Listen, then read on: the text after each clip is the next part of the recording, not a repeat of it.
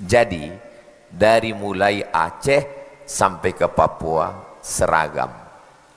Akidahnya Asy'ari, fikihnya Syafi'i, tasawufnya Al-Ghazali. Inilah yang mau kita rawat, kita jaga. Itulah kenapa orang Indonesia dia belajarnya ke Al-Azhar. Kenapa? Karena antara Nusantara dengan Al-Azhar connect dia, nyambung. Kita kalau tak nyambung ini susah. Jangankan mau nyambung masalah agama. Besok saya mau ke Malaysia nih. Sampai nanti di Sabah, besok saya dari Kuala Lumpur ke Sabah, udah susah mau mencolokkan, mau charger. Kenapa? Karena di tempat kita coloknya 2, di Kuala Lumpur 3. Hah? Saya mau mengatakan, kenapa kita nih connectnya ke Al-Azhar? Karena 3 tadi, akidahnya Asy'ari, fikihnya Syafi'i, tasawufnya Abu Hamid Al-Ghazali. Nah, ada kelompok satu lagi yang sedang dipopulerkan belakangan ini, mau dicoba kira-kira cocok tidak di bumi Melayu. Namanya bukan Asy'ari, bukan Maturidi, bukan Syafi'i, bukan Hambali, bukan Maliki, bukan Al-Ghazali, tapi apa namanya? Wahabi. Oh, Ustaz nggak boleh ngejek. Saya tidak ngejek.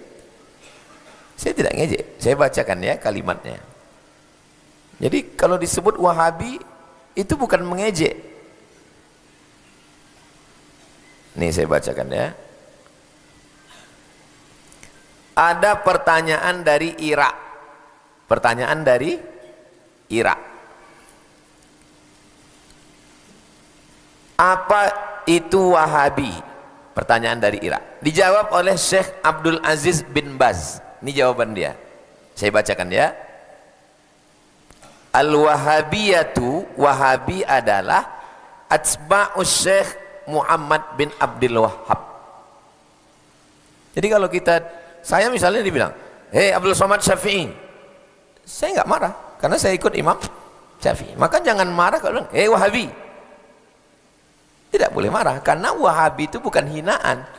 Syekh Abdul Aziz bin Baz sendiri yang bilang bahwa Wahabi artinya pengikut Muhammad bin Abdul Wahhab. Udah.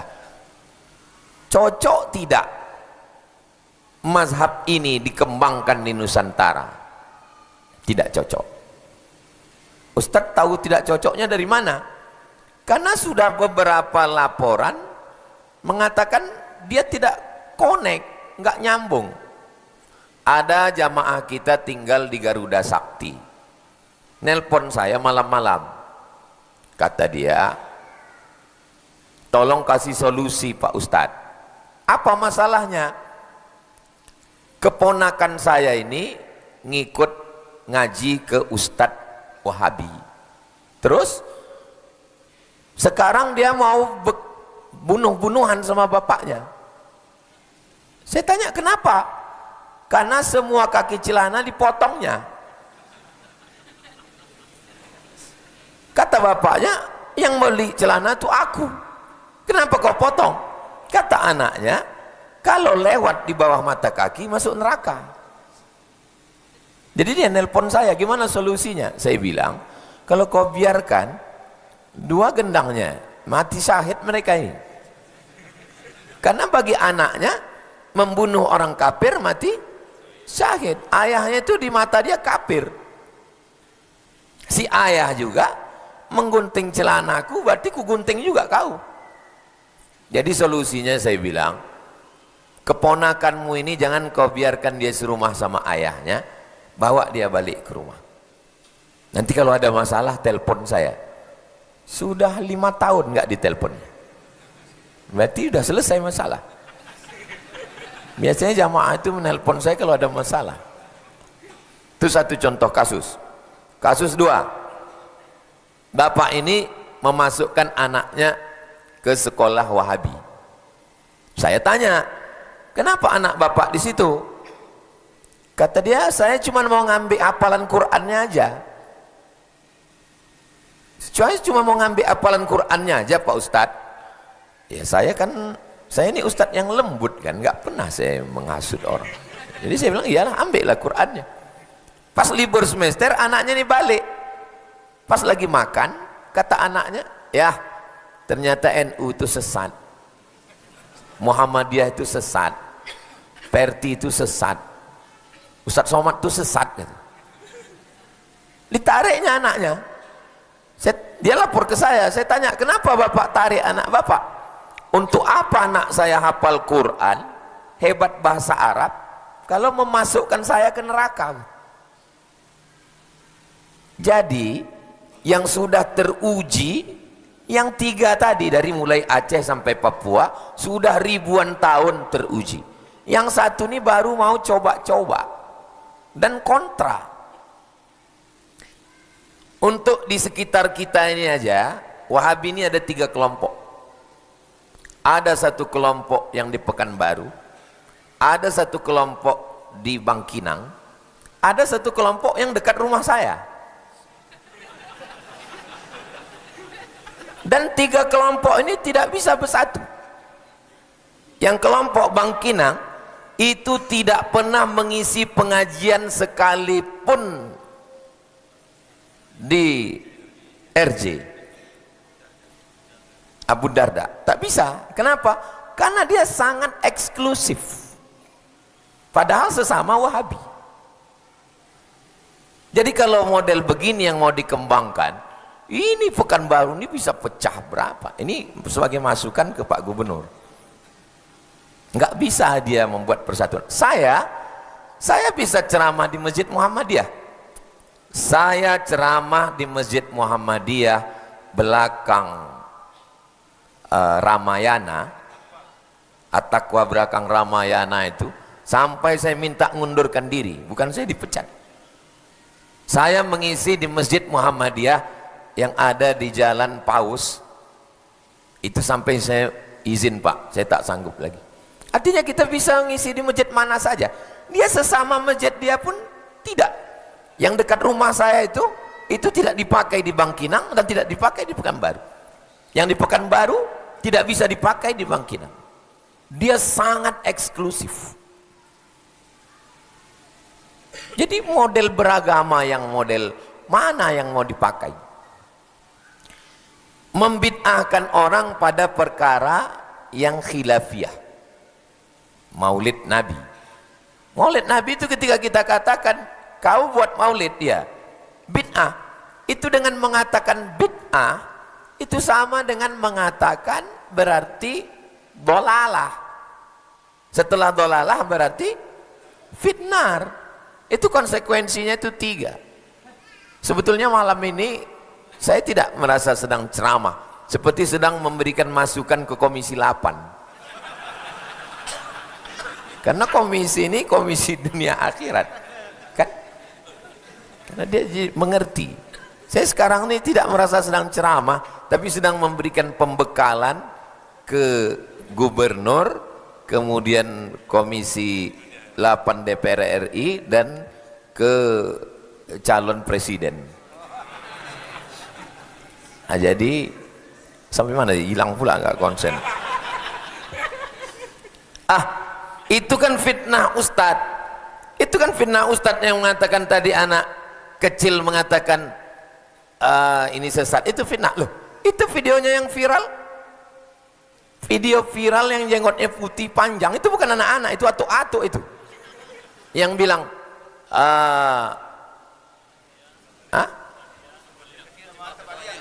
Muhammadiyah firqah dhallah, NU firqah dhallah, Perti firqah dhallah, Jamaah Tabligh, Jamaah Tabaliyah, Somad bodoh. Tonton ada videonya.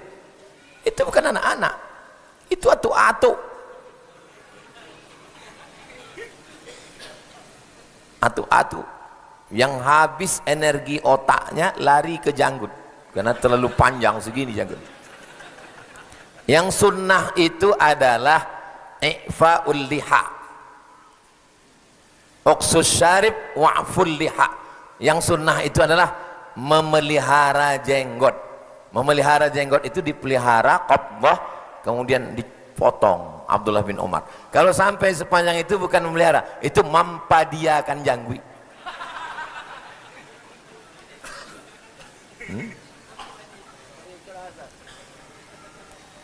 Siapa yang bisa membebaskan Palestina? Salahuddin Al-Ayyubi. Salahuddin Al-Ayyubi itu akidahnya apa? Asy'ari. Fikihnya Syafi'i. Tarekatnya Syazili. Siapa yang bisa membebaskan Konstantinopel? Muhammad Al-Fatih. Muhammad Al-Fatih itu akidahnya Maturidi. Fikihnya Hanafi. Tarekatnya Naqsyabandi. Nama gurunya Syekh Aga Syamsuddin. Datang Aga Syamsuddin itu membawa dia ziarah ke bawah pokok kayu besar. Yang terkubur di bawah pokok kayu itu sahabat Nabi yang dulu meminjamkan rumahnya sebelum Nabi punya rumah, namanya Abu Ayyub Al-Ansari. Kata Aga Syamsuddin, wahai Al-Fatih, ini Abu Ayyub Al-Ansari datang dari Madinah kemari mau membebaskan Konstantinopel, umurnya 80 tahun. Sekarang umur kau 19 tahun. 3 versi, ada yang bilang 19, ada yang bilang 20, ada yang bilang 21 karena ikhtilaf tentang tahun lahirnya. Sekarang engkau umur kau 19 tahun, ini 80 tahun umurnya, mau membebaskan Konstantinopel. Bangkit semangat Muhammad Al-Fatih. Muhammad Al-Fatih bangkit semangatnya setelah dibawa ziarah kubur. Ini kalau hidup sekarang Muhammad Al-Fatih ini dibilang kuburiyun. Muhammad Al-Fatih ini kuburiyun. Siapa yang bisa membebaskan Palestina? Asy'ari, Syafi'i, Syazili. Siapa yang bisa membebaskan Konstantinopel? Maturidi, Hanafi, Naqsyabandi. Tunjukkan saya tokoh Wahabi, apa yang dilakukannya? Mana negeri kafir yang dibebaskannya? Mana? Tunjukkan saya. Nggak ada.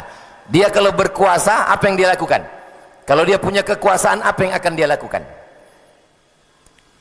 Ketika dia berkuasa, ada muazzin sebelum azan, innallaha wa malaikatahu, innallaha wa malaikatahu yusalluna 'alan nabi.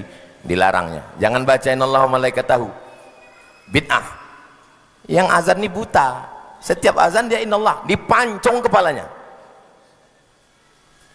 Di mana bisa kami tengok? Judul kitabnya Fitnatul Wahhabiyah, fitnah Wahabi. Yang menulisnya namanya Syekh Ahmad Zaini Dahlan, mufti mazhab Syafi'i di Makkah. Siapa Sayyid Ahmad Zaini Dahlan?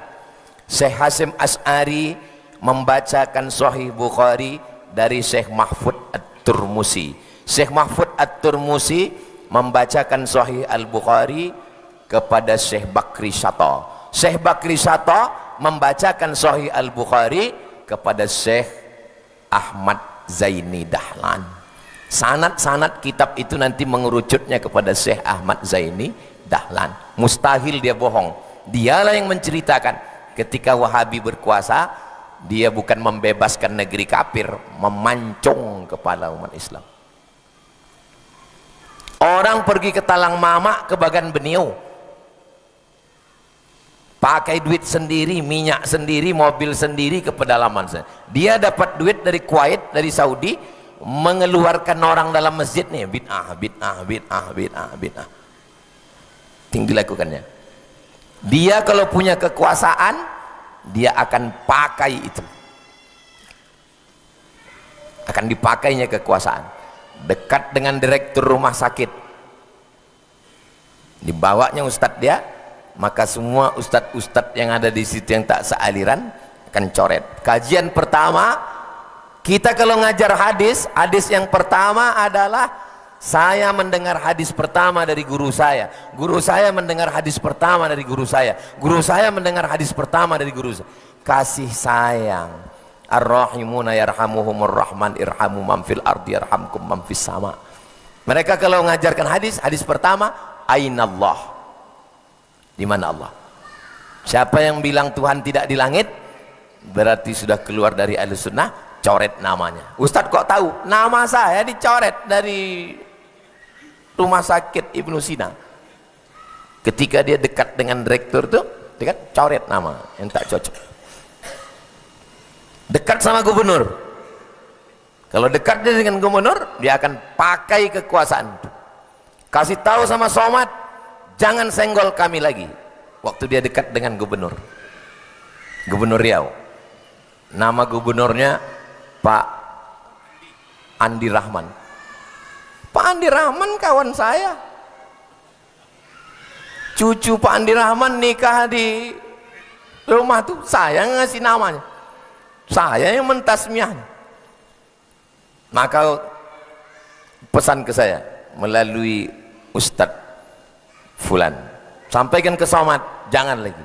Datang profesor ngasih tahu ke saya, Ustadz, saya sudah menengok pengurus Masjid An-Nur. Nama Ustadz tidak ada lagi di penasehat. Saya dulu kan penasehat di An-Nur. Nama Ustadz udah dicoret, tak ada lagi. Ada susunan yang baru. Siapa yang nyusun? Yang dekat dengan Pak Andi Rahman. Siapa namanya? Namanya Ibnu Mas'ud, yang disebut oleh Ustadz Khalid Basalamah di KPK, yang menjual jatah. Dan ikuti itu. Waktu ditanya Pak Khalid Basalamah, dari mana dapat jatah ini? Siapa kata dia? Ibnu Mas'ud. Itulah orangnya. Sekarang baru kubalaskan ke dia.